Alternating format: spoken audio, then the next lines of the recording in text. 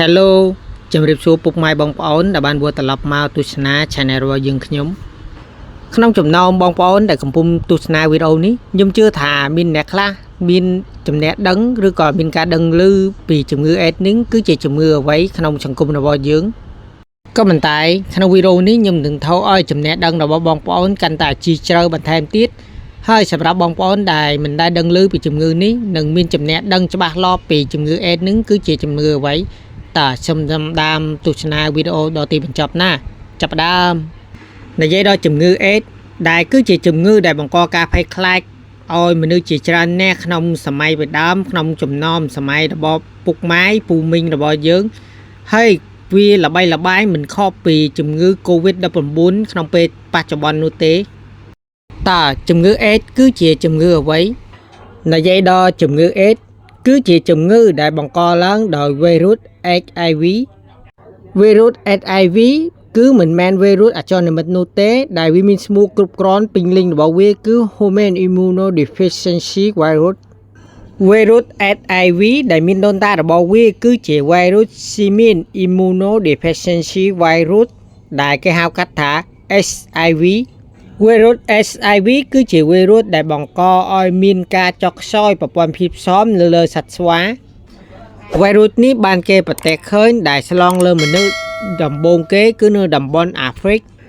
វីរុសនេះឆ្លងដោយសារតែការបាញ់ហើយសម្លាប់សត្វស្វាដែលកើតនឹងវីរុស HIV ហើយឆ្លងដោយសារតែប៉ះជាមួយឈាមរបស់វាយោងតាមវិទ្យាស្ថាន Pasteur របស់ប្រទេសបារាំងបានបង្ហាញថាករណីឆ្លងវីរុស HIV ដំបូងគេបានគេកត់សម្គាល់គឺនៅឆ្នាំ1959នៅប្រទេសកុងហ្គោនៅតំបន់អាហ្វ្រិកហើយបន្ទាប់មកវីរុសនេះបានរីករាលដាលឆ្លងទៅពុះពេញទៅដល់សកលលោករហូតទៅដល់ឆ្នាំ1981វីរុស HIV បានគេកត់សម្គាល់នេះគឺជាមូលហេតុដែលបង្កឡើងជំងឺ AIDS តើជំងឺ AIDS ហើយនិងវីរុស HIV ខុសគ្នាត្រង់ណា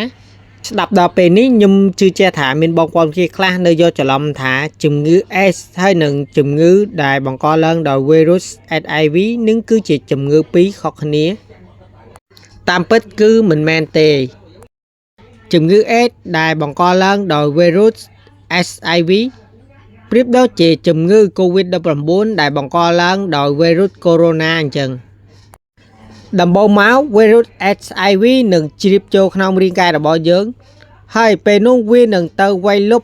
ប្រព័ន្ធភាពផ្សំរបស់យើងបណ្ដាលឲ្យប្រព័ន្ធភាពផ្សំរបស់យើងចុះខ្សោយ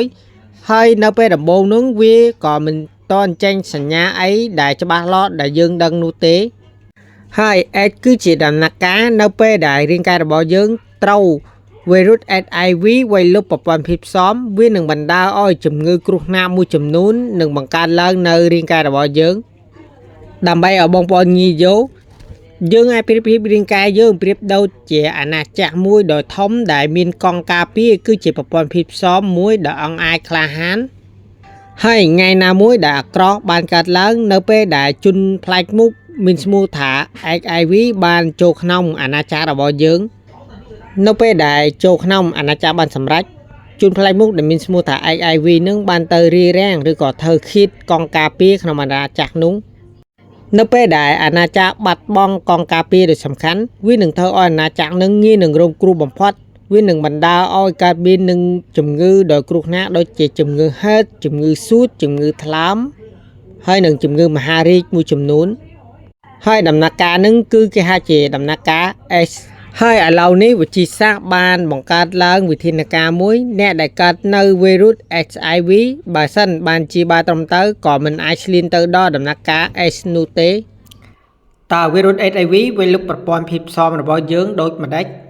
និយាយទៅវីរុស HIV ប្រៀបដូចជាជនរងមុខដែលគ្រោះថ្នាក់បំផុតវានឹងស្វែងយកកោសិកាភាពផ្សំរបស់យើងដែលហៅថា CD4 ប្រៀបដូចជាកង់បញ្ជានៃប្រព័ន្ធភាពផ្សំរបស់យើងបន្ទាប់ពីចូលក្នុងរាងកាយយើងរួចមេរោគ HIV នឹងលាក់ខ្លួនហើយចម្លងខ្លួនឯងឡើងជាច្រើនប្រភេទបន្ទាប់មកវានឹងទៅរកបំផ្លាញកោសិកាភាពផ្សំរបស់យើងដែលហៅថា CD4 នៅពេលដែល CD4 ធ្លាក់ចុះជាច្រើនពេករាងកាយរបស់យើងមិនអាចទប់ទល់នឹងជំងឺបានទៀតទេនេះហើយគឺគេហៅថាដំណាក់កាល AIDS តើ កូសិកាភាពផ្សំ CD4 នឹងសំខាន់យ៉ាងណាសម្រាប់រាងកាយ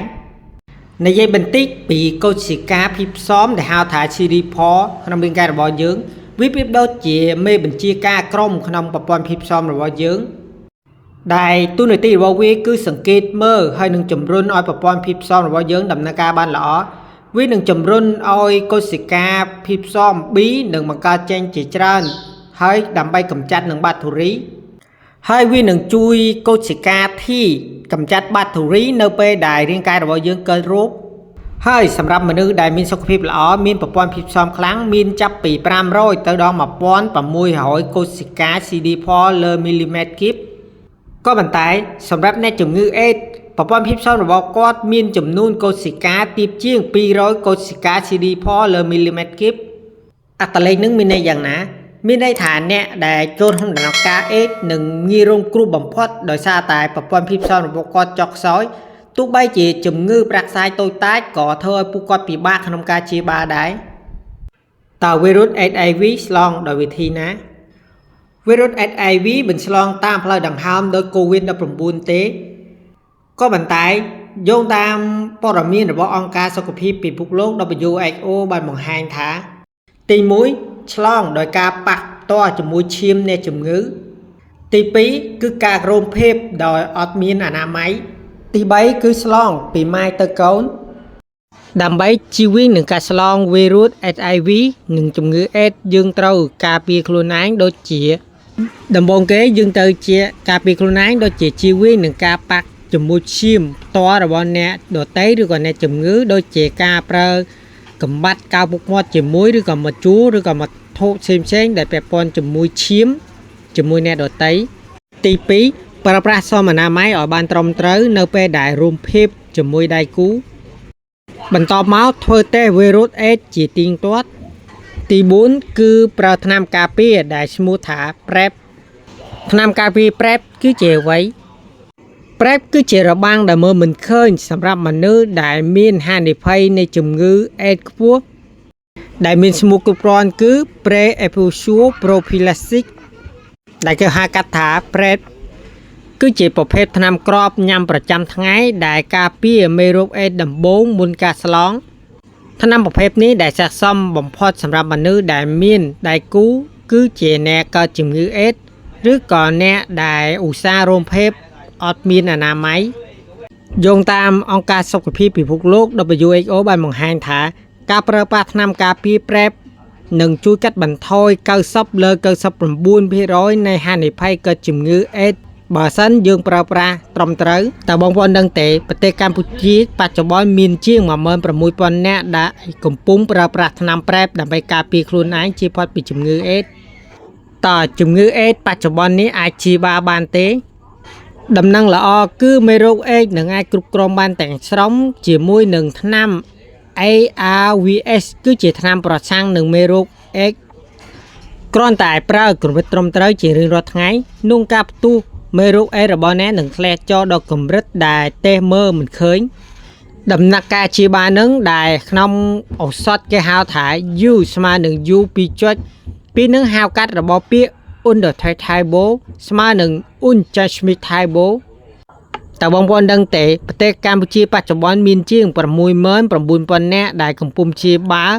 តាមរបៀប AIV